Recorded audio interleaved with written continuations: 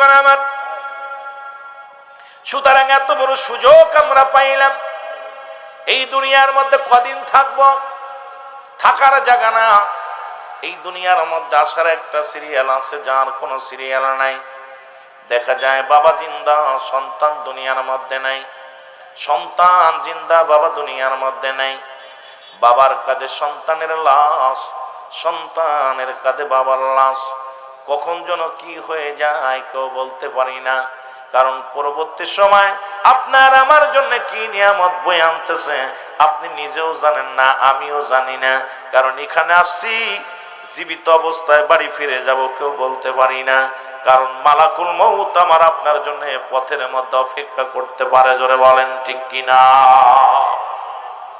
বন্ধুগণ আমার, এই জন্য আমি আপনাদেরকে বলি, যতক্ষণ সময় পাবেন বেশি বেশি করে তওবা করবেন। এই তওবাকারীর গুনাহ আল্লাহ মাফ করে দেয়। তওবাকারীকে আল্লাহ ভালোবাসে, তওবাকারীকে আল্লাহ পছন্দ করে। যেহেতু যখনই যাবেন দিনে রাত্রে সব সময় তওবার মধ্যে থাকবেন, ইস্তেগফারের মধ্যে থাকবেন, আমলের মধ্যে থাকবেন। কারণ আসর পড়েছেন, মাগরিব হয়তো কপালে আসবে না। মাগরিব পড়েছেন, ঈশা হয়তো কপালে আসবে না। ঈশা পড়েছেন, হয়তো ফজরের সময় আপনি আর জাগতে পারবেন না। ফজর আদায় করেছেন, হয়তো জোহর পর্যন্ত আল্লাহ আপনাকে বাঁচায় রাখবে না। জোহর পড়েছেন, আসর পর্যন্ত বেঁচে থাকবেন, এমন কোন গ্যারান্টি দেওয়ার মতো ক্ষমতা নাই। জোরে বলেন ঠিক কিনা? আর মানুষের মৃত্যু হয় দুইটা টাইমে, একটা হলো রাতের বেলা, একটা হলো দিনের বেলা। ও মানুষ, খুব খেয়াল করবেন বাবারা আমার, দুইটা টাইমে মরণ হয়। একটা হলো দিনের বেলা, একটা হলো রাতের বেলা। দিন শুরু করেছি, মৃত্যুবরণ করি নাই, সামনে রাত আসতেছে, না জানি আমি আপনি বেঁচে থাকবো। ও যুবক, এইটা সময় আমি আপনিও মারা যেতে পারি। কারণ মালাকুল মউত আসতে পারে, আমাকে আপনাকে ধরতে পারে। আজকে কিসের এত অহংকার, কিসের এত দামক, কিসের এত মুসলমান তাকাব্বারি? পৃথিবীর প্রথম কাপড় পরিধান করেছেন অন্যের সাহায্যে, আবার জীবনের শেষ কাপড়টা পরিধান করতে হবে অন্যের সাহায্যে। কিসের চেয়ারম্যান, কিসের মেম্বার, কিসের এমপি, কিসের মন্ত্রী? পৃথিবীর মধ্যে নিজের কাপড় নিজে পরিধান করে যদি কবরেই না যেতে পারো, নিজের হেফাজত যদি জীবনে প্রথম তোমার কাপড় পরাইছে, অন্যের সাহায্যে তুমি তোমার লজ্জাস্থান ঢাকছো, আবার জীবনের শেষ বিদায়ের সময় অন্য মানুষ তোমাকে লজ্জাস্থান ঢেকে দিবে। সুতরাং এইটা চিন্তা যদি কোনো মানুষ করে, এই মানুষটা কোনোদিন অন্যায় কাজে লিপ্ত হতে পারে না, দুনিয়ার মধ্যে ইসলামের বিধান বলতে পারে না। আর এই কোরআনের শান, কোরআনের মান, হাদিসের মান, এগুলোর প্রতি অবমাননা করা কোশ্চিন কালো সম্ভব হবে না। জোরে বলেন ঠিক কিনা? আর একটু জোরে জোরে চিল্লায় বলেন ঠিক কিনা? এ মুসলমান, গভীর মনোযোগ। এই বর্তমান খুব মুসিবতের জামানা। কথাগুলো আমি আলোচনা শুরু করি, আগে একটু আগায় যায়। মুসিবতের জামানা, বিপদের জামানা। এই জামানা ঈমান নিয়ে কবরে যাওয়া বড় দুরুস্কার। কারণ এই তসবির সুতা যেমন ছিঁড়ে যাবে, মুসলমান লিখে নেন, সুতা যখন ছিঁড়ে যাবে, মালা যেমন ধরে রাখা যাবে না, তদ্রূপ যারা তসবি পড়েন বয়া বয়া, এক পাশে যদি ছিঁড়ে যায় দেখবেন ধরলে সব মালাগুলো ঝরে যায়। ঠিক কিয়ামতের আগে এই শেষ জামানার উম্মাতের উপরে একটার পর একটা বিপদ আসবে, একটা গজব আসবে, একটা গজব আসবে, একটা বিপদ আসবে। এই বিপদগুলো একমাত্র শান্তি পাবে ইমানদারেরা, যারা ঈমান আনয়ন করে রব্বে কারীমের প্রতি গোলামি করে। রব্বুল আলামিনকে গোলামি হিসেবে মুসলমান শোনো, রব্বুল আলামিনকে মালিক হিসেবে আমি আপনি গোলাম হিসেবে যদি রব্বে কারীমের গোলামি করতে পারি, এই মানুষগুলো একমাত্র রহমত প্রাপ্ত পাবে, আর সব হালাক হয়ে যাবে। জোরে জোরে চিল্লায় বলেন ঠিক কিনা? এ দুনিয়ার মানুষ, গভীর মনোযোগ। যে কথাগুলো বলি একটু লক্ষ্য করবেন। এই যে আজকে কোরআনের মধ্যেও ভুল ধরা শুরু করছে, যদিও তাফসীর মাহফিল। কোরআনের মধ্যে আমার দেশের অসংখ্য উলামা ইকরাম বলতেছে কোরআনের ভিতরে ভুল আছে। আমার আল্লাহ বলেন, যালিকাল কিতাবু লা রাইবা ফীহি, কোনো সন্দেহ নাই, কোনো সন্দেহ নাই কিতাবের মধ্যে। রব্বুল আলামিন ডাকতে বলেন, পৃথিবীর মধ্যে যত গ্রন্থ আছে, যত কিতাব আছে, সব কিছুর ভিতরে ভুল থাকতে পারে রে মুসলমান, কিন্তু কোরআনুল কারীমের মধ্যে আজ পর্যন্ত একটা জবর, একটা জের, একটা মুসলমান নোক্তা পৃথিবীর কেউ ভুল ধরতে পারবে না, ভুল করাতে পারবে না, কারণ সম্ভব নয়। কারণ এই কোরআন আসছে, যদি সবাই বলে সর্বজননীর জন্য কোরআন, আমি বলি না বাবা না। যদি সর্বজননীর জন্য হতো, কোরআনকে মেনে বুকে ধারণ করে জীবন যাপন করত। আল্লাহ বলেন এটা মানবে কারা, এটা বুঝবে কারা? আল্লাহ বলে হুদাল লিল মুত্তাকিন, একমাত্র হেদায়েত প্রাপ্ত বান্দাদের জন্য কোরআন। জোরে বলো মারহাবা, আর একটু জোরে বলো আল্লাহু আকবার। এখন হেদায়েত প্রাপ্ত বান্দাদের জন্য যদি কোরআন হয়, আমি কেন মানবেন না? কিছু মানুষ কোরআনের আইন মানে, কিছু মানুষ মানে না। কিছু মানুষ কোরআন বোঝে, কিছু মানুষ বোঝে না। কিছু মানুষ কোরআন অবমাননা করে। এর একটাই কারণ হলো এই মানুষগুলো পৃথিবীর মধ্যে মানুষের মধ্যে আছে, ইমানদারের মধ্যে নাই। যদি ইমানদার হতো, এই কোরআনের প্রতি সম্মান, কোরআনের প্রতি ভালোবাসা বেড়ে যেত। জোরে বলেন ঠিক কিনা? যেটা তৎকালীন জামানার মধ্যে ছিল। আল্লাহ বলেন অমিনান নাস, মানুষের মধ্যে কোনো তারা বলবে আমার না, তারা ঈমান আনছে বিল্লাহি, আল্লাহর প্রতি, অবিলা অবিলা আখিরাতের প্রতি বিশ্বাস স্থাপন করেছে। ওমা হুম বিমুমিনিন, আল্লাহ বলে ইমাম, আমার আল্লাহ ডাক দিয়ে বলে শুনে নাও, নাস শব্দের অর্থ হলো মানুষ। এই মানুষের মধ্যে ধোঁকাবাজ, মানুষের মধ্যে দাগাবাজ, মানুষের মধ্যে মুনাফিক, মানুষের মধ্যে বেঈমান গুলো আছে। যেটা তৎকালীন জামানার মধ্যে ছিল, এখনো আছে কি নাই? জোরে বলেন আছে কি নাই? এখনো অসংখ্য মুনাফিক, অসংখ্য কোরআনের প্রতি অবমাননাকারী এখনো বাংলার জমিনে আছে, পৃথিবীর জমিনে আছে। আমার বাবার এই জন্য আল্লাহ কয় হাবিবরে, ওই মানুষের মধ্যে একদল মুনাফিক আছে, তারা রাসূলের কদমের মধ্যে যাইতো, রাসূলকে তারা নবী বলে মানতো, নবীর কাছে যায় অনেক ভালো ভালো কথাগুলো বলতো, আবার রাসূলের কাছ থেকে ফিরে এসে আবার তাদের পূর্ব বাপদাদার ধর্মগুলো পালন করতো। জোরে বলেন ঠিক কিনা? আর একটু জোরে বলেন ঠিক কিনা? সুতরাং এই কোরআনটা এত বড় দামি, যেটার মধ্যে একটা হরফ পড়লে 10টা নেকি, যেটার পৃথিবীর এমন কোন কিতাব নাই যা পড়লে নেকি আছে, কিন্তু কোরআনুল কারীম পড়লে নেকি। মুসলমান শুনে নাও, এটাকে ভালোবাসলে নেকি, এটাকে মহব্বত করলে নেকি। যদি কোরআন শরীফ পড়তে না পারো, বুকের সঙ্গে ধরো, এটাও সব, এটাও নেকি। জোরে জোরে বলেন মারহাবা। আর একটু জোরে জোরে চিল্লায় বলা যাবে না আল্লাহু আকবার। একটু মহব্বতের সঙ্গে জিকির করেন লা ইলাহা। বাজান একটু জোরে জোরে কইতে হবে, এরকম বোবা মানুষ এত বাস করে শান্তি পাতাম না। এই লা ইলাহা,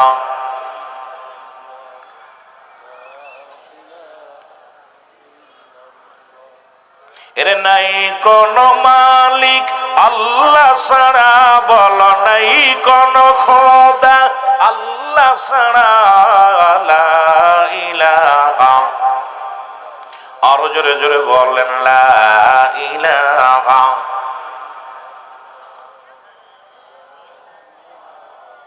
এ দুনিয়ার মুসলমান,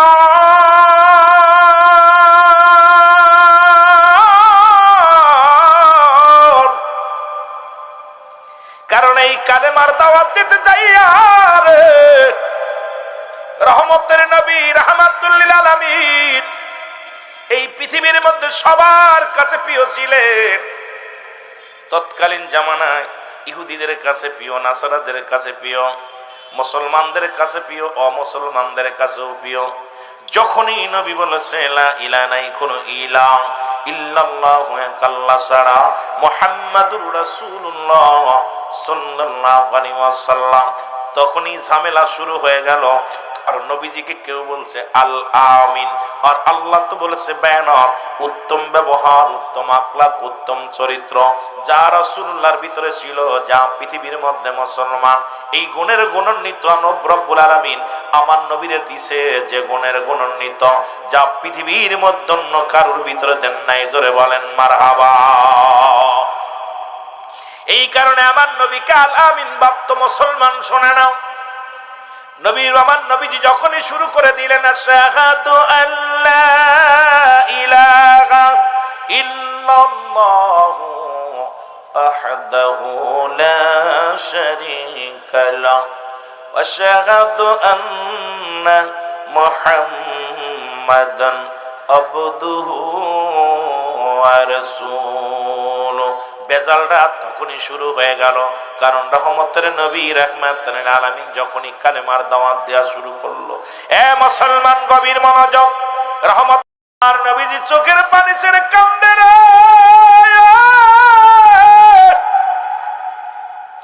এই কালেমার দাওয়াত দিতে যাইয়া নবী কত কষ্ট পায় গো।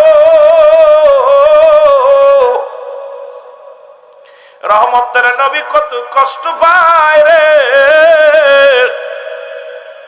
এই অবস্থার পর নবীজি আমার দীর্ঘ 13টা বছর কাটাইলেন। রব্বুল আলামিন হুকুম দিলেন, হাবিব আর সময় নাই, আর সময় নাই, আপনি মক্কা থেকে মদিনায় চলে যান। কারণ মদিনার মানুষের মন ভালা, মদিনার মানুষ ইসলাম গ্রহণ করবে, মদিনার মানুষ কালেমা গ্রহণ করবে, মদিনার মানুষ আপনাকে পেয়ে বড় খুশি হবে। ইয়া রাসূলুল্লাহ, ইয়া হাবিবাল্লাহ, আপনি আর দেরি করেন না, মদিনার দিকে চলে যান। রহমতের নবী একবার তাকায় মক্কার দিকে, তাকায় জন্মভূমি। এই জন্মভূমি ছেড়ে কেমনে যাবে নবী আমার? রহমতের নবী চোখের পানি ছেড়ে ছেড়ে কান্দে, আল্লাহ এই মাতৃভূমি ছেড়ে আমি চলে যাব।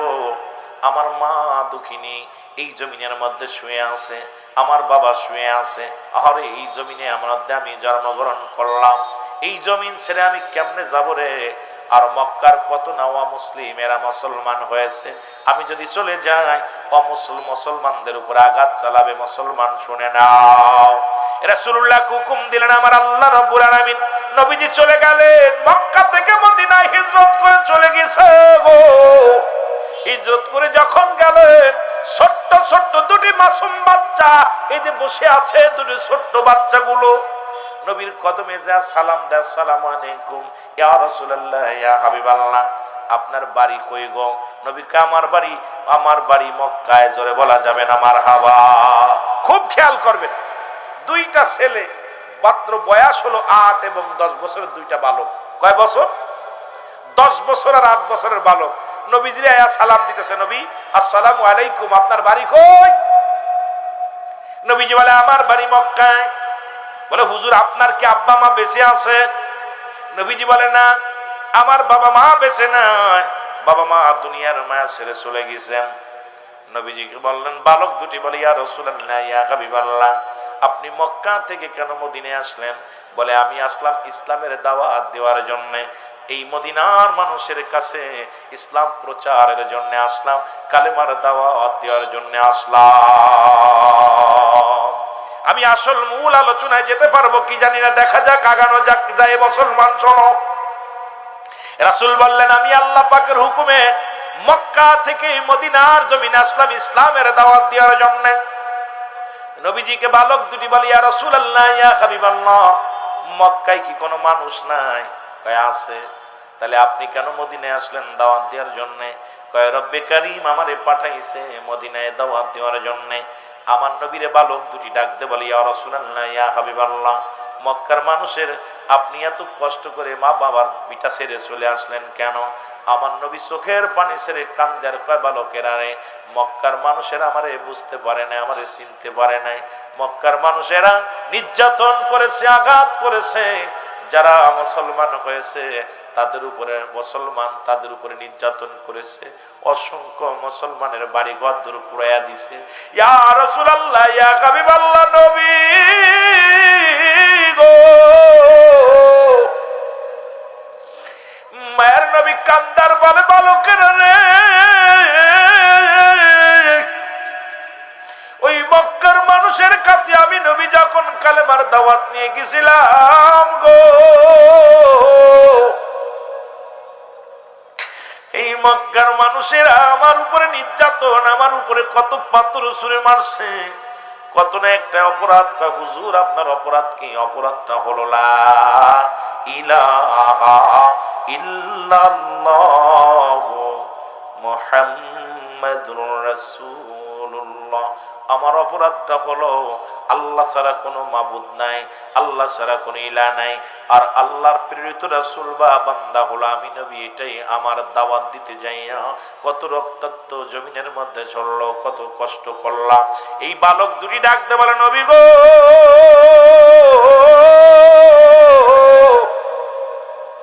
এই মক্কার জমিনে সব চাইতে বড় কষ্ট কে দিছে গো? ইয়া রাসূলুল্লাহ, ইয়া হাবিবাল্লাহ, এই মক্কার জমিনে সব চাইতে আপনারে কষ্ট দিছে কে? বলে, বালক রে, সব চাইতে কষ্ট দিছে একটা মানুষ, সেই মানুষটার নাম হলো আবু জেহেল। আল্লাহু আকবার বলো না। নবীজি বলেন, সবচাইতে বেশি কষ্ট আমারে দিছে আবু জেহেল। এবার বালক দুটি বলে, ইয়া রাসূলুল্লাহ, এই মানুষটারে কেমনে কষ্ট দেয়? আপনি তো দুনিয়ার কোনো লোভ করেন নাই। এ মুসলমান, দুনিয়ার কোন সম্পদের কোন লোভ করেন নাই, কারণ আল্লাহ আপনাকে পাঠাইছে, আপনি আছেন, আপনি নিজেই তো বলেছেন হায়াতি খায়রুল লাকুম, নবীকে আমার হায়াতের জিন্দেগিটা আমার উম্মতের জন্য কল্যাণ স্বরূপ। ওমা মায়াতি খায়রুল লাকুম ওয়াফাতি খায়রুল লাকুম, নবী কয় উম্মতিরা রে, আমি নবী আল্লাহ পাক আমি নবীরে দুনিয়ার মধ্যে পাঠাইলো আমার উম্মতের জন্য কল্যাণ স্বরূপ, আবার দুনিয়া থেকে বিদায় হয়ে গেলাম, এটা আমার উম্মতের জন্য কল্যাণ স্বরূপ। জোরে জোরে বলো মারহাবা। বালক দুটি বলে, ইয়া রাসূলুল্লাহ, ইয়া হাবিবাল্লাহ, আরে আপনাকে যারা মারলো তাদের দ্বারা কি মায়া নাই রে? তাদের অন্তরে কি কোনো মায়া নাই? নবী গো, মায়ের নবী। আমার নবীজি বলে, বালকের রে আয়। বলে, নবী গো, আপনার মা নাই, বাবা নাই, এই দুনিয়ার মধ্যে আমারও বাবা নাই গো নবী। আমার নবীও কান্দে, বালক দুটি কান্দে। নবী দাওয়াতের কাজ শুরু করলেন। বালক দুটি দুই ভাই প্রতিজ্ঞা করলেন। হযরত মুআজ রাদিয়াল্লাহু তাআলার কলিজার দুটি সন্তান প্রতিজ্ঞা করলেন। দুই ভাই প্রতিজ্ঞা করে, ভাই রে, যদি কোনোদিন সুযোগ পায় আবু জেহেলকে চির বিদায় করে দিব আমরা দুই ভাই, কারণ আবু জেহেল আমার নবীরে কষ্ট দিছে, আমার নবীরে কান্দাইছে, আমার নবীর চোখে পানি ফেলাইছে। সুতরাং আমরা দুই ভাই প্রতিজ্ঞা করলাম, যদি কোনোদিন যদি সুযোগ পায়, যদি এমন অবস্থা হয়, আবু জেহেলকে চির বিদায় করে দিব। জোরে বলেন মারহাবা। ছোট্ট দুটো বালক, 8 বছর 10 বছর বয়স। কয় বছর? কথা বলেন, কয় বছর? 8 বছর আর 10 বছর, আপন দুই ভাই। এদিকে নবী মদিনার বুকে কালেমার দাওয়াত শুরু করলেন, তিলে তিলে দাওয়াত দেওয়া শুরু করলেন। রাসূলুল্লাহ দাওয়াত দেয়, আর মানুষ দলে দলে ইসলাম ধর্ম কবুল করে। দিনে দিনে একবারে আজকে প্রতিজ্ঞা করো, কষ্ট করো যুবক ভাইরা, শোনে না, কত ঘাত প্রতিঘাতে নবী আগাইতে লাগলেন, কিন্তু ইহুদি খ্রিস্টানরা মানতে পারে নাই, কাফেররা মানতে পারে নাই। দিনে দিনে মুসলমানদের বাড়ি ঘর পুড়িয়ে দেওয়া শুরু করলো, মুসলমানদের ঘর দরজা লুট করা শুরু করলো, মুসলমানদের নির্যাতন করা শুরু করলো, মুসলমানদের বাড়ি ঘর দর পুরা শেষ করে দেওয়া শুরু করলো, মুসলমানদের জিন্দা মাটি দেওয়া শুরু করলো। নবীর কাছে প্রতিনিয়ত খবর আসে, ইয়া রাসূলুল্লাহ, ইয়া হাবিবাল্লাহ, অমুক জায়গা অমুক মুসলমানরা কাফেররা হত্যা করে ফেলেছে, অমুক জায়গায় এই কাজ করেছে। আমার নবী কান্দার ডাক দে বলে, আল্লাহ রব্বুল আলামিন, এইভাবে যদি মুসলমানদেরকে শেষ করে দেয়া হয়, এইভাবে যদি ঈমানদারদের শেষ করে দেয়া হয়, তোমার দ্বীনের দাওয়াত আমি কাদের কাছে দিব? আর তোমার দ্বীন কারা প্রচার করবে? আল্লাহ, তোমার নাম নিশানা যারা মিশিয়ে দিতে চায়, রব্বুল আলামিন আমাকে তুমি ধৈর্য ধারণ করার তৌফিক দান করো, ইসলামের বিজয় দাও, ইসলামের শক্তি দাও, ইসলাম যেন জিন্দা হয়। গোটা মক্কা মদিনায় নয়, গোটা পৃথিবীর জন্য, পৃথিবীর বুকে যেন ইসলামের পতাকা পথ করে ওড়ে। জোরে জোরে বলো মারহাবা। রাসূলুল্লাহ দোয়া করলেন, আমার বাবারা শুনে নেন। এদিকে রমাদান মাস এসে গেল। রমাদান মাস, আমরা তো ভালো মন্দ খায় রোজা থাকতে পারি না। রাসূলের সাহাবীরা কেউ একটা খুরমা খেয়ে রোজা রাখে, কেউ একটা খেজুর খেয়ে রোজা রাখে, কেউ মুসলমান পানি খেয়ে রোজা রাখে, সারাদিন ওই রকম শ্যাম সাধনা করে। নবীজি কাছে যারা আসে সবাই তো এরকম। নবীজি জিগায় তুমি কি খাইছো? বলে হুজুর আজকে একটা খুরমা খেয়ে রোজা আছি। তুমি কি খেয়েছো? বলে আজকে একটা খেজুর খেয়ে রোজা আছি। বলে তুমি কি খেয়ে আসো? বলে হুজুর কিচ্ছু দানা পানি খাই নাই, রোজা আছি। কারণ আমার নবীরে ভালোবাসতো। আল্লাহর গোলাম যারা, এমন গোলাম ছিল পৃথিবীর মধ্যে, তারা এই দুনিয়ার মুখাপেক্ষী ছিল না। আমার বাজানেরা লক্ষ্য করে শুনবেন, আমার নবীজি রাহমাতুল লিল আলামিন এইভাবে দিন যাইতে গেল, যাইতে যাইতে আর রমাদান মাস যখন আসলো রে,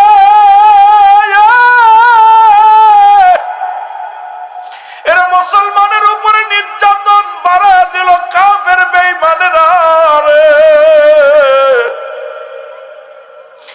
আমার নবীর পাগলদের দিবালয়ে আঘাত করা শুরু করলো। আমার নবী কান্দার বলে রব্বে কারীম, একেতে মায়ের রমাদান মাস, আমার সাহাবীরা আল্লাহ মুসলমানের অনেকে না খেয়ে রোজা আছে, এই অবস্থার পরে কাফের বেঈমানের আঘাত করে না আমার আল্লাহ। আমার আল্লাহ কয় জিবরিল তাড়াতাড়ি যাও, আমার হাবিবকে জানা দাও, আর বসে থাকার সময় নয়, বাতিলের বিরুদ্ধে জিহাদ ঘোষণা করতে হবে। জোরে জোরে চিল্লায় বলা যাবে না মারহাবা। জিবরিল আমিনকে আল্লাহ পাঠিয়ে, জিবরিল যাও হাবিবকে জানায় আসো, যুদ্ধ শুরু করতে হবে, আর বসে থাকার সময় নেই। নবীজিকে ডাক দিলেন। জিবরিল আমিন সালাম দিয়া কয় ইয়া রাসূলুল্লাহ ইয়া হাবিবাল্লাহ, রব্বুল আলামিন হুকুম দিছে, আল্লাহ রব্বুল আলামিন আমাকে হুকুম দিছে আপনার কাছে আসার জন্য। আমি আপনার কাছে আসছি, আর বসে থাকার সময় নাই। জিহাদ ঘোষণা করছে, যুদ্ধ ঘোষণা করতে বলেছে। আমার নবী তাকায় দেখে সবে মাত্র অল্প কিছু মুসলমান, এদেরকে নিয়ে বাতিলের বিরুদ্ধে যুদ্ধ করব কেমনে করে। এই খবর মুসলমান পৌঁছে গেল। নবীজি যখন সাহাবীদেরকে নিয়ে যুদ্ধের আলোচনা শুরু করলো, ওদিকে মাস্টার ইবলিস শয়তান এইটা প্রচার করা এমন ভাবে শুরু করে দিল, ও মুসলমান, আবু জেহেল 1000 সৈন্য গুছায় ফেললো, 1000 তরবারি, 1000 ঘোড়া নিয়ে মক্কা মদিনার মুসলমানদের বাড়ি ঘর সব উচ্ছেদ করে দিবে, মদিনার মুসলমানদের নাম নিশানা একতারে মিশায়া দিবে। একবারে ষড়যন্ত্র শুরু হয়ে গেল। আমার নবীর কাছে খবর আসলো। আমার নবীজি জিবরিল আমিন ডাকতে বলে, নবী গো, আপনিও যুদ্ধের ঘোষণা দিয়া দেন। ওদিকে কাফেররাও আসে, আর সময় নাই, আর বসে থাকার সময় নাই, যার যা আছে এটা নিয়ে ময়দানে নামতে হবে। জোরে বলেন না সুবহানাল্লাহ। আর একটু জোরে বলেন আল্লাহু আকবার। যার যা আছে তাই নিয়ে ময়দানের জন্য নামে। রাসূলুল্লাহ বললেন যুদ্ধে যেতে হবে, প্রস্তুতি নাও। ঘোষণা দিয়ে দিল আগামী 17ই রমাদান। কয় তারিখ? জোরে বলেন বাবা। অনেক লম্বা আলোচনা, ইমানি আলোচনা হচ্ছে। ইমানের কথা, আমাদের ইমান কেমন থাকতে হবে। এই দুনিয়ার মধ্যে মুসলমানদের শক্তি যদি আমার দুইটা শক্তি থাকে, একটা হলো আমার আল্লাহ, আর একটা শক্তি হলো মুহাম্মাদুর রাসূলুল্লাহ। এই দুইটা শক্তি ধারণ করে যদি আপনি চলতে পারেন, দুনিয়ার কোনো ক্ষেপণাস্ত্র, দুনিয়ার কোনো বোমা, দুনিয়ার কোনো বোমবাস্টিক কোনো কিছু এরা পরোয়া করে না, কারণ এই দুইটা শক্তি থাকে ইমানদারের সাথে। জোরে বলেন ঠিক কিনা? আর একটু জোরে বলেন ঠিক কিনা? আমার ভাইয়েরা, আমার বন্ধুরা, আমার রাহমাতুল লিল আলামিন যুদ্ধের ডাক দিলেন, ঘোষণা করে দিলেন, তোমরা যে যেখানে আছো সবাই তোমরা প্রস্তুতি নাও। প্রস্তুতি নেওয়া শুরু করলো। আমার যুবক ভাইয়েরা, ওই বালক দুটি এক দড়ি বাড়ি গেলেন। বাড়ি যে কয়, মা গো, মা দেখে বসে বসে কান্দে, চোখের পানি ছেড়ে ছেড়ে কান্দে। মা ডাকতে বলে, বাজান রে তোমরা আইসো। বলে, মা তুমি কেন কাঁদতেছো? বলে, বাবা রে আমি কাঁদতেছি, আমার রাসূলুল্লাহ জিহাদের ডাক দিছে, যুদ্ধের ডাক দিছে, সুতরাং যুদ্ধের ডাক দিছে এই জন্য কাঁদতেছি। আজকে যদি তোমার বাবা বেঁচে থাকতো তাহলে যুদ্ধের ময়দানে যায় শহীদ হয়ে যেত, আর এই শহীদ হয়ে গেলে আমি কিয়ামতের ময়দানে আল্লাহর দরবারে যা বলতে পারতাম, আল্লাহ আমি শহীদের বিবি, আমি শহীদের বিবি। সুতরাং আজকে যুদ্ধের ময়দানে যেতে পারলাম, তোমার বাবা যেতে পারলো না, তোমার বাবা শহীদ হইতে পারলো না, আমি শহীদের বিবি হয়ে উঠতে পারলাম না। সুতরাং আমার বাবারা, আমার বন্ধুরা, আমার এই জন্য আমি কাঁদতেছি। যে আমার স্বামী যদি যুদ্ধের ময়দানে যে শহীদ হয়ে যেত তাহলে আমার জীবনটা বড় ধন্য হতো, আমি শহীদের বিবি হয়ে উঠতে পারতাম। কিন্তু আমার তো আজকে স্বামী বেঁচে নাই। ছেলে দুটি বলে মা আমরা যাব যুদ্ধের ময়দানে। মা বলে বাজান রে তোমরা ছোট্ট মানুষ, তোমরা যেতে পারবা না। ছেলে দুটি ডাকতে বলে মা আমরা ছোট হলো আমার আল্লাহ তো ছোট না, শুধু হুকুম দাও আমরাও যুদ্ধের ময়দানে যাই শাহাদাতের পেয়ালা পান করব, তুমি যাতে আল্লাহর দরবারে দাঁড়ায়া বলতে পারো আমি শহীদের মা ছিলাম, আমি দুইটা শহীদের মা ছিলাম। জোরে বলেন মারহাবা। রাসূলের ভালোবাসার তামান্না দেখেন একটু। আমার ভাইয়েরা, আমার বন্ধুরা, আমার গভীর মনোযোগ। ও যুবক, দিলের কান্ডা লাগা শোনে নাও। এবার রাসূলুল্লাহ যুদ্ধের ডাক দিলেন। ডাক দিয়া পর আবাল বৃদ্ধ সব দলে দলে লাইনে দাঁড়ায় গেলেন যুদ্ধের ময়দানে যাওয়ার জন্য। আজকে যেমনি মাহফিলে প্রস্তুতি নিয়ে আসছে, খুব খেয়াল করবেন কথাগুলো। আর ওই বালক দুটি মায় হুকুম দিলেন, দুই ভাই আনন্দে চলে আসলেন, কারণ যাবে যুদ্ধের ময়দানে যাবে। নবীজি ডাক দিলেন, ডাক দিয়া পর তাকায় দেখে ন্যাংরা নোলা কানা বোবা সব লাইনে দাঁড়ায় গেছে। নবীজি দাঁড়ায় চিন্তা করে আহারে যুদ্ধের ময়দানে সেনা পাঠাইব, এগুলো বুবা হলে চলবে না, খুড়া হলে চলবে না, কানা হলে চলবে না, সুন্দর যুবক গুলো লাগবে যুদ্ধের ময়দানে। কিন্তু এই যারা লাইনে দাঁড়াইছে একটাও নেওয়া যাবে না। নবীজি বললেন আমি লাইনে, তোমরা আসছো কিসের জন্য? বলে ইয়া রাসূলুল্লাহ, ইয়া হাবিবাল্লাহ, আমরা যুদ্ধে যাব, কারণ বাতিলের সঙ্গে যুদ্ধ হবে, আমরা জীবন দেওয়ার জন্য প্রস্তুতি আছি। আমার নবী কয় তোমরা আবেগ দিয়ে কাজ হবে না, কারণ তখন মুসলমানদের কাছে অস্ত্রের সংখ্যা হলো মাত্র 8টা। কয়টা? মুসলমানদের অস্ত্র হলো কয়টা? জোরে বলেন কয়টা? 8টা হলো তরবারি, ঘোড়া হলো মাত্র 2টা। কয়টা? ঘোড়া হলো 2টা। প্রথম যুদ্ধের ঘটনা আমি বলে যাই একটু, মুসলমানদের ইমানি আলোচনা, যদিও লম্বা আলোচনা করতে গেলে আপনারা বুঝতে পারবেন। 2টা ঘোড়া আর 8টা হলো তরবারি, এটা নিয়ে যুদ্ধের ময়দানে যাবে। আমার নবীজি চোখের পানিগুলো ছেড়ে কান্দে আল্লাহ। ওদিকে সৈন্য হলো কাফের সৈন্য 1000, 1000-এর সৈন্য হলো কাফেররা, 1000 তরবারি, 1000 অস্ত্র তাদের হাতের মধ্যে। আমার সৈন্য তো সামান্য, অস্ত্র হলো মাত্র 8টা, 2টা হলো মাত্র ঘোড়া। এটা নিয়ে যুদ্ধের ময়দানে আমি কেমন করে যাব গো আমার আল্লাহ? আমার আল্লাহ পাক জিবরিলকে পাঠিয়ে দিব, ও জিবরিল আমার হাবিবরে বলো যুদ্ধের জন্য একদম প্রস্তুতি হতে। আগামী 17 তারিখে যুদ্ধ শুরু হয়ে যাবে, 17ই রমজান, এই রমাদানে যুদ্ধ শুরু হয়ে যাবে, আর দেরি করা যাবে না। তুমি বলো আমার হাবিবকে যেন মানসিক শারীরিক সব দিক থেকে প্রস্তুতি নিতে। জোরে জোরে চিল্লায় বলা যাবে না মারহাবা। প্রস্তুতি নিয়ে আনিছে, একদম সম্পূর্ণ যুদ্ধে যাবে। আমার বাবারা, নবীজি যখন ডাক দিছে সব মানুষ এই রকম কাতার বন্দী হয়ে গেছে, সবাই যুদ্ধে যাবে। 2টা বালক আয়া দেখে, নবীজি বলতেছে যারা বালক আছো তারা বাদ, যারা খুড়া আছো তারা বাদ, যারা বুবা আছো তারা বাদ, যারা ল্যাংড়ানুলা আছো সব বাদ, কারণ যুদ্ধের ময়দানে সেনা নিব, এগুলো তরতাজা ভালো গায়ে বল দরকার। 2 ভাই পাশে দাঁড়ায় চিন্তা করে হারে আমরা 2 ভাই বাদ, কারণ নবী তো বালকদের নেবে না, কিভাবে যাওয়া যাবে? আবু জেহেলরে কেমনে মারা যায়? এই বদমাইশটা ইসলামের শত্রু, একে কিভাবে মারা যায়? আমরা তো যেতে না পারি, কেমনে মারবো? 2 ভাই যুক্তি করতেছে। 2 ভাই যুক্তি করে দাঁড়াইয়া আমার বন্ধুগণ, আমার আল্লাহু ওয়া মালাইকাতুহু ইউসাল্লুনা আলান নবী ইয়া আইয়ুহাল্লাযীনা আমানু সাল্লু আলাইহি ওয়া সাল্লিমু তাসলিমা। যে যেখানে আছেন জবান খুলে বলেন আল্লাহুম্মা। ভাই মাইকের সাউন্ডটা বাড়ায় রেখেন, গলা শুকায় যায়। ওয়ালা আলি সাইয়্যিদিনা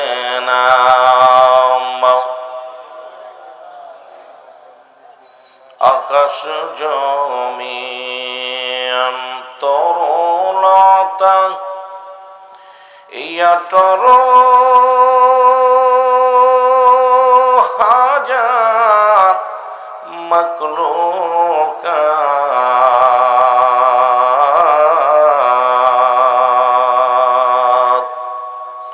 সবাই মিলে পড়েন দুরূদ, পড়েন তারা নবীর পার আল্লাহুম্মা।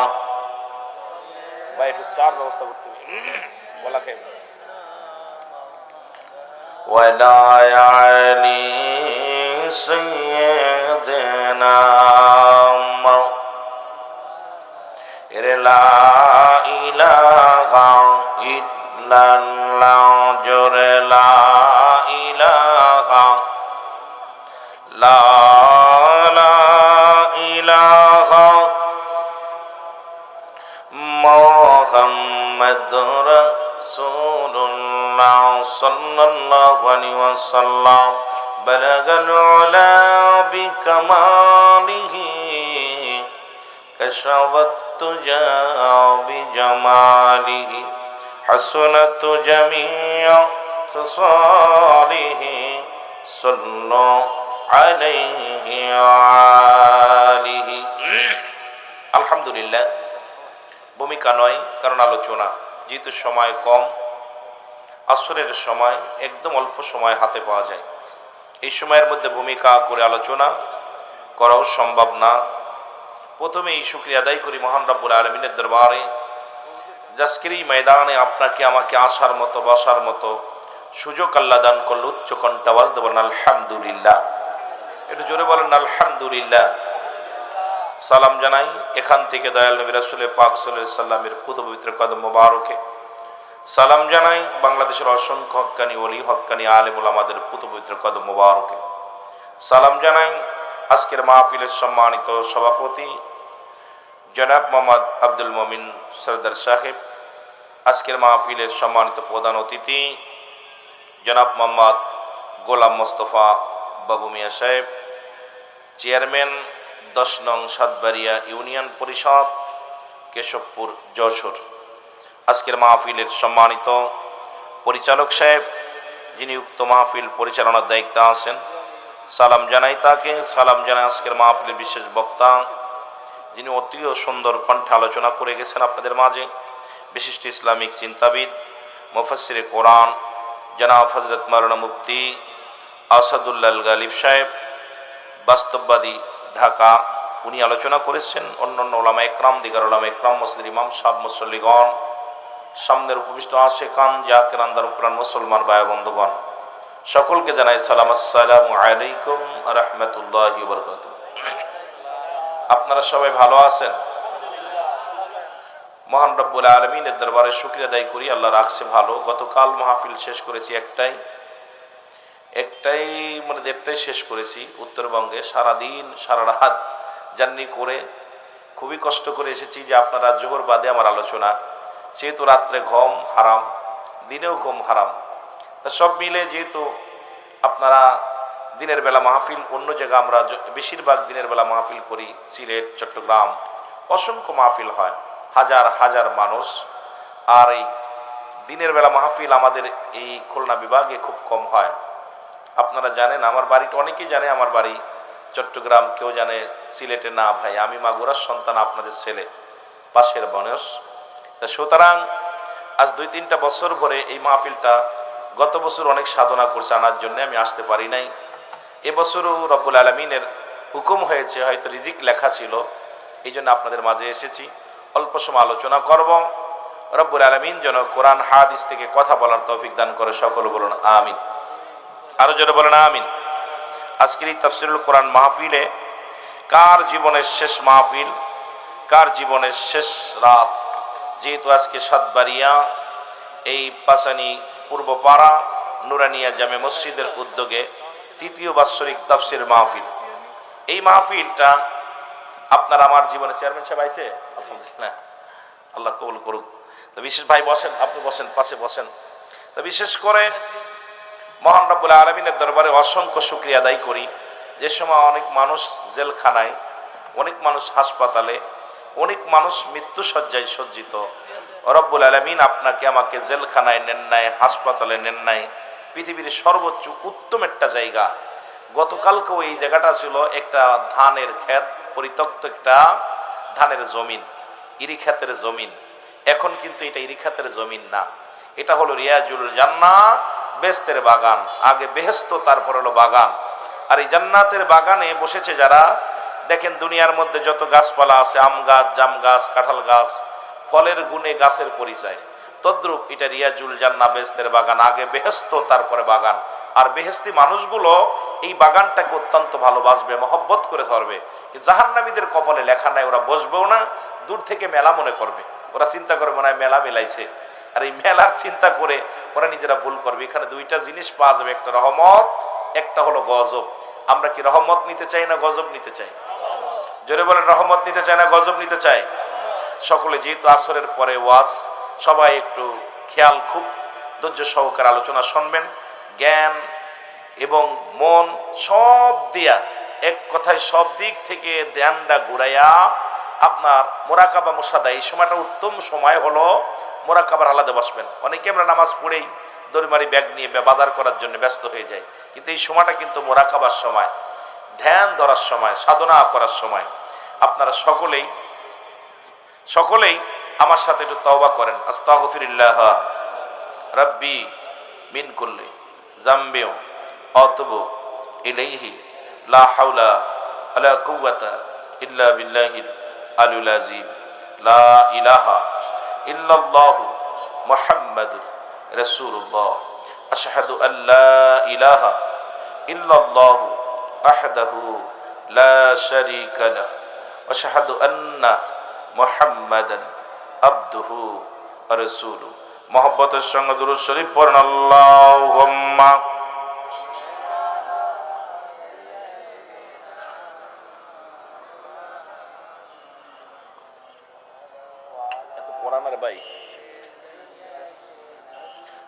মাওলানা। এ মুসলমান, গভীর মনোযোগ। আল্লাহ রাব্বুল আলামিন আপনাকে আমাকে রিয়াজুল জান্নাহ, বেহেশতের বাগানে আসার মতো, বসার মতো সুযোগ দান করল। এ সময় কত মানুষ জেলখানায়, কত মানুষ হাসপাতালে, কত মানুষ মৃত্যু শয্যায় সজ্জিত। রব্বুল আলামিন আপনাকে জেলখানায় নেন নাই, হাসপাতালে নেন নাই, সুন্দর পরিবেশ, এই জান্নাতের বাগানে আপনাকে আমাকে বসার মতো সুযোগ দান করল। একটু কি জোরে চিল্লায়া বলা যাবেন আলহামদুলিল্লাহ?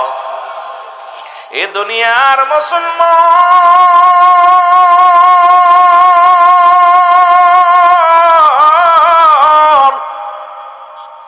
বান্দা যখন রিয়াজুল জান্নাহ, বেহেশতের বাগান, এই বাগানের দিকে যখন বাড়ি থেকে রওনা দিছে রে বাবা, প্রতিটা কদমে কদমে আমার আল্লাহ রাব্বুল আলামিন আপনার আমার জীবনের সগীরা গুনাহগুলো মাফ করে দিয়েছে। জোরে বলেন মারহাবা। কি গুনাহ মাফ হইছে? আর একটু জোরে বলেন, কি গুনাহ মাফ হইছে? সগীরা গুনাহগুলো মাফ হয়ে গেছে। আমরা শুধু সগীরা গুনাহ করি নাই, পদে পদে করেছি কবিরা গুনাহ। ও যুবক, নামাজ ছেড়ে দিয়া কবিরা গুনাহ, মিথ্যা বলা কবিরা গুনাহ, বেগানা নারীর সঙ্গে দেখা দিয়া কবিরা গুনাহ, বেগানা পুরুষের সঙ্গে দেখা দিয়া কবিরা গুনাহ।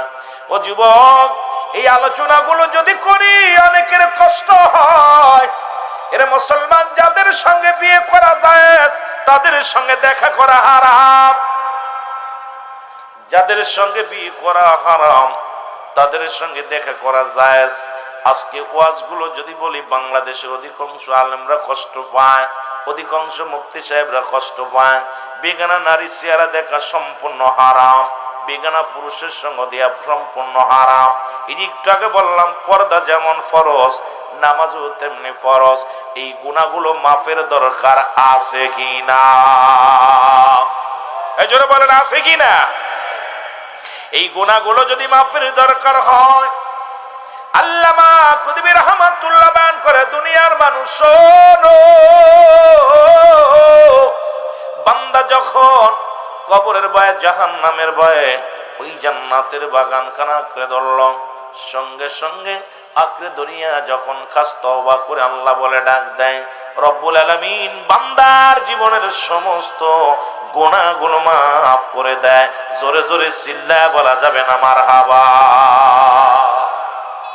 তাহলে আপনি আসার কারণে শুধু নিয়ত করে রওনা দিছেন, আজকের এই সাতবাড়িয়া, এই পাশানিয়া পূর্বপাড়া জামে মসজিদের উদ্যোগের মাহফিল খানা যাব, কোরআনের মাহফিলে যাব, নিয়ত করে রওনা দেওয়ার সঙ্গে সঙ্গে সগীরা গুনাহগুলো মাপ।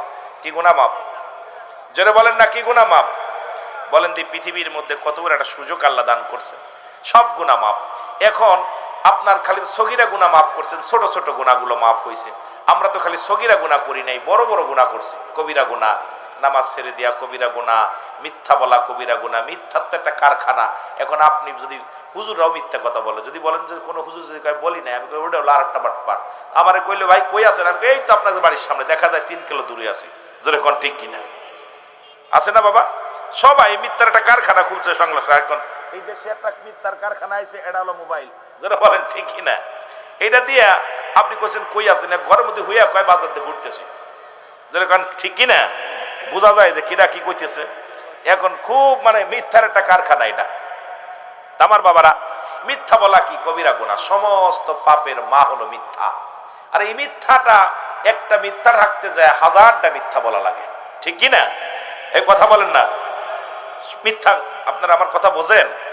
তাহলে আওয়াজ দিবেন, কথার ভিতরে আওয়াজ দিবেন। আর এই ফাঁকা জায়গা পুরা করে বসেন যাতে বাইরের লোক বসতে পারে, একটু আগে আসেন না। এই গুনাহগুলো মাফের জন্য আল্লামা কুতুবী রাহমাতুল্লাহ বয়ান করেন, কারণ কিয়ামত পর্যন্ত আর কোনো নবী আসবে না। কিয়ামত পর্যন্ত নবীদের দরজা বন্ধ। এখন আসছে বেলায়েতের দরজা, এটাও এখন বন্ধ হয়ে যাচ্ছে, কারণ অবস্থা ভালো না। আমার বাবারা, এই কিয়ামত পর্যন্ত যেহেতু নবী আসবে না, আমরা বাঁচার জন্য একটা পথ অবলম্বন করার জন্য রাসূলুল্লাহ লিখে গেছেন, সেটা হলো তওবার দরজা, ঠিক কি না? যারা বলেন কিসের দরজা? তওবার দরজা। এই তওবা যদি আপনি করতে পারেন, আপনি যখনই খাস তওবা করে, আল্লাহ আমি আর পিছনে গুনাহ করব না, আজ থেকে আর নামাজ ছাড়বো না, আজ থেকে আর পর্দা ছাড়বো না, আজ থেকে সুদ খাবো না, আজ থেকে ঘুষ খাবো না, এই মাহফিল থেকে আমি খাস তওবা করলাম, হে রব্বে কারীম আমাকে আপনি ক্ষমা করে দেন। কথা বলতে দেরি, আমার আল্লাহ রাব্বুল আলামিন মাফ করতে দেরি নাই। তাহলে আজকে যে আপনার কয়টা বছর, আমার তৃতীয় বাৎসরিক মাহফিল, মানে 2 বছর হয়ে গেছে। এই 2 বছরের মধ্যে যদি গুনাহ মাফ না করে কবর যে চলে গেছি যারা, আমি মনে করি তাদের কপাল খারাপ। এখানে আসার কারণে সগীরা গুনাহ মাফ হলো, তওবা করে দোয়া করার কারণে কবিরা গুনাহ মাফ হলো। এখন আল্লাহ আমাদের জন্য মাসুমের মাসুম বানায় কবরে নিয়ে যায়। জোরে বলেন ঠিক কিনা? আমার রহমতের নবী এই পৃথিবীর মধ্যে যখনই দাওয়াত দেওয়া শুরু করলো, আল্লাহ এ আল্লাহ, দ্বিতীয় কেউ নাই। এ যুবক বাবারা, দিলের কান্ডা লাগা শোনো, তৎকালীন জামানার মধ্যে এ মুসলমান একজন কাফের বেঈমানদের সরদার, ওনার নাম হলো ওলীদ। উনিও একটা পুতুল বানাইলেন। পুতুলটা বানাইয়া স্বর্ণ দিয়া রূপা দিয়ে একটা পুতুল বানাইলেন। আর মুহাম্মাদের খোদা আল্লাহ, আমার আপনার যে খোদা, মুহাম্মাদেরও সেই খোদা, কিন্তু ওলীদের সেই খোদা নয়। ওলী নিজে একটা পুতুল বানায়া খোদার ইবাদত বন্দেগী করতে লাগলো। এমন ভাবে স্বর্ণ দিয়া রূপা দিয়া একটা পুতুল বানায়া, এই পুতুলের মধ্যে প্রতিনিয়ত সিজদায় লুটায় পড়তো। আর রাত যখন গভীর হয়ে যেত, পুতুলের ভিতর থেকে আওয়াজ আসতো, ওলীদ রে, আমি হলাম আসল খোদা। আব্দুল্লাহর বেটা মুহাম্মদ যে খোদার কথা বলে, আব্দুল্লাহর বেটা মুহাম্মদ একজন কাজ্জাব। সুতরাং পৃথিবীর মধ্যে আমি হলাম আসল খোদা। আমার কাছে যা চাইবা তাই পাবা, নগদ জান্নাত, নগদ বেহেশত, দুনিয়ার মধ্যে নগদ সব কিছু আমার কাছে পাওয়া যায়বা। তুমি আমার অনুকরণ করো, তোমার ভাই বন্ধু যারা আছে সবাইকে অনুসরণ করতে বলো। এ মুসলমান, গভীর মনোযোগ। ওলীদ দিনে দিনে প্রতিবেশী যারা ছিল সবাই পুতুলের প্রতি আকৃষ্ট করে ফেললো। আর এই দেবতার সঙ্গে রাত যখন গভীর হয়ে যায়, ডাকতে বলো খোদা, যখন সিজদায় লুটায় পড়ে, অথচ আল্লাহ বলেন আমার আল্লাহর কোনো ছেলে নাই, মেয়ে নাই। আমার সাথে পড়েন, বিসমিল্লাহির রাহমানির রাহিম। কুল হুয়াল্লাহু আহাদ, আল্লাহুস সামাদ, লাম ইয়ালিদ ওয়া লাম ইউলাদ ওয়া লাম ইয়াকুল লাহু কুফুয়ান আহাদ। জোরে জোরে চিল্লায়া বলা যাবে না আল্লাহু আকবার। আর একটু জোরে জোরে চিল্লায়া বলেন আল্লাহু আকবার। আল্লাহ ডাকতে বলে বান্দারে শোনো,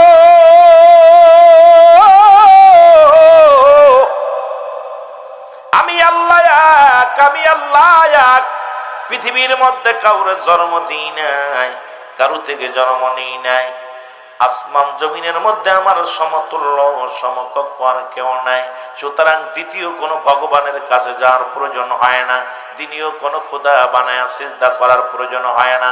যারা চন্দ্র পূজা করে, যারা প্রতিমা পূজা করে, পৃথিবীর মধ্যে যারা আল্লাহ ব্যতীত অন্যের সাহায্য নিয়ে পৃথিবীর মধ্যে তাদেরকে খোদা বানাইয়া দেবতা বানাইয়া দুনিয়ার মধ্যে যারা পূজা করে, রব্বুল আলামিন জানিয়ে দেয় বান্দা শুনে নাও, শুনে নাও, আমি আল্লাহ এক, আমি আল্লাহর অদ্বিতীয় কেউ নাই।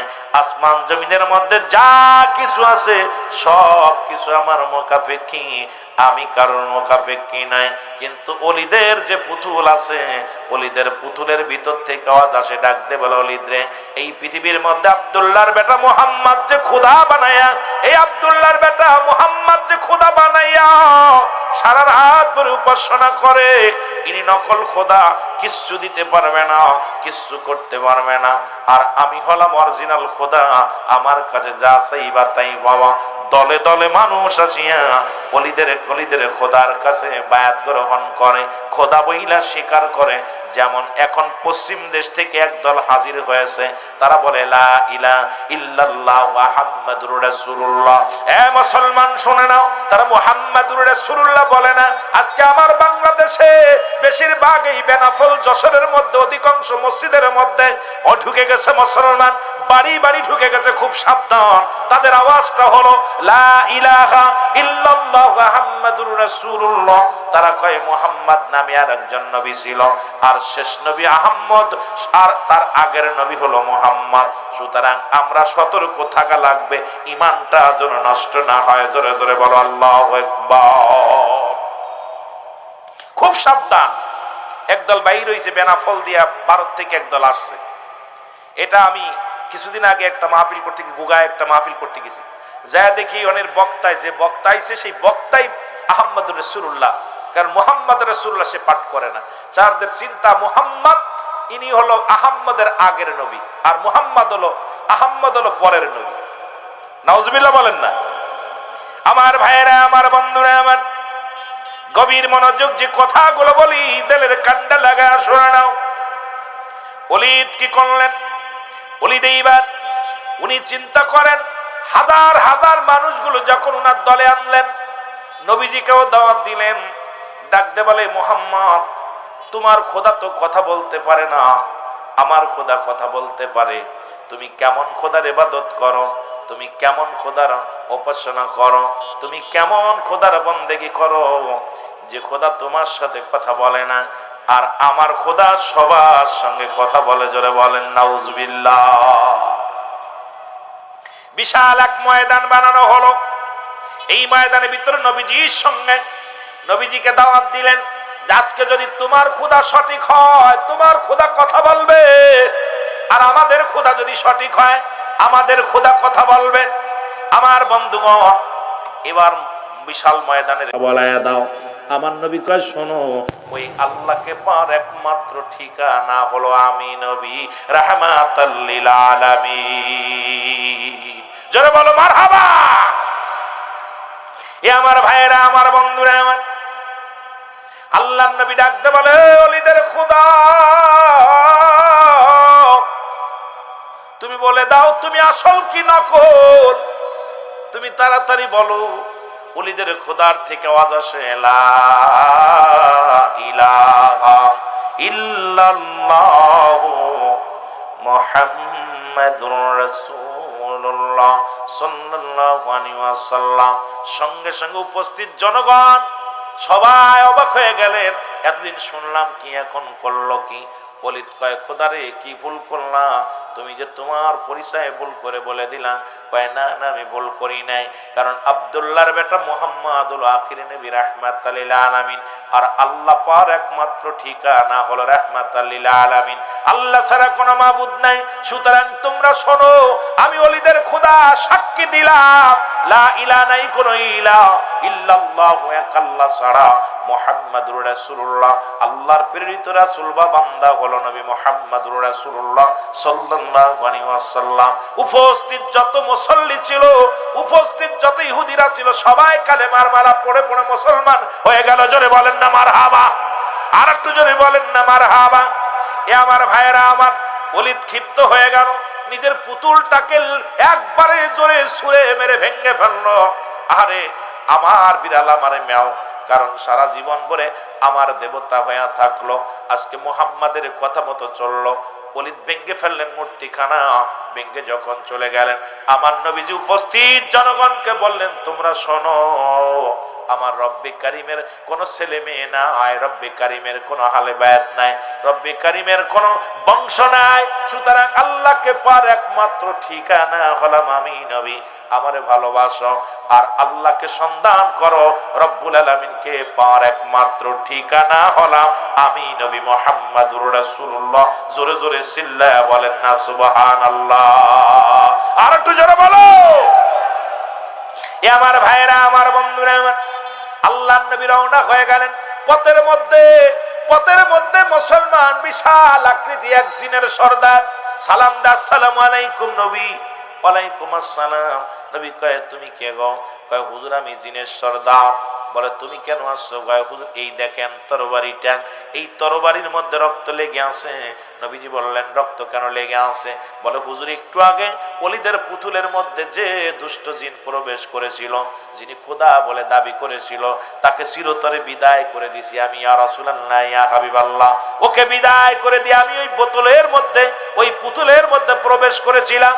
যখন আপনি আমাকে বলছেন, এ পুতুল তুমি বলে দাও তোমার খোদাকে, তখনই আমি ওর ভিতর থেকে আওয়াজ দিয়েছিলাম, ইয়া রাসূলুল্লাহ, ইয়া হাবিবাল্লাহ। নবী বলে, কেন তুমি আওয়াজ দিলা? জিন বলে, ইয়া রাসূলুল্লাহ, ইয়া হাবিবাল্লাহ, আমার বয়স অনেক, আমি আদম নবীর জামানায় এই দুনিয়ার মধ্যে আসি গো নবী। আদম নবীরে বলতে শুনেছি রাহমাতাল লিল আলামিন, ঈসা নবীকে বলতে শুনেছি রাহমাতাল লিল আলামিন, মূসা নবীকে বলতে শুনেছি রাহমাতাল লিল আলামিন, দাউদ আলাইহিস সালামকে বলতে শুনেছি রাহমাতাল লিল আলামিন। যত নবী পয়গম্বর আমি দুনিয়ার আসার পর কত নবীর গণের সঙ্গে আলাপ হলো, সব নবীরাই আপনার প্রশংসা, আপনার গুণগান গায়। আর নবী গো, একমাত্র সবার ঠিকানা হলো আল্লাহ রাব্বুল আলামিন। কারণ আদম আলাইহিস সালাম বলতো, লা ইলাহা, আদম শফিউল্লাহ, ইব্রাহিম খলিলুল্লাহ, মূসা কালিমুল্লাহ, সবারই একই কালেমা, লা ইলাহা ইল্লাল্লাহ। ঈসা রূহুল্লাহ, লা ইলাহা ইল্লাল্লাহ। মূসা কালিমুল্লাহ, লা ইলাহা ইল্লাল্লাহ। ইব্রাহিম খলিলুল্লাহ।